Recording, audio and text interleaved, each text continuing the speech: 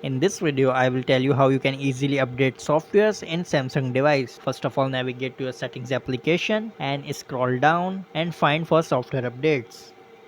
Right here I can see software update. Simply tap on that and tap on download and install. And on this window you might see install or download button. Simply click on that and your download will be begin like this. However, you have to make sure that your mobile phone is charged above 30%. Now you just have to keep waiting and your device will be updated automatically. Once it is downloaded, simply click on install now. Now just keep waiting and your mobile will be restarted.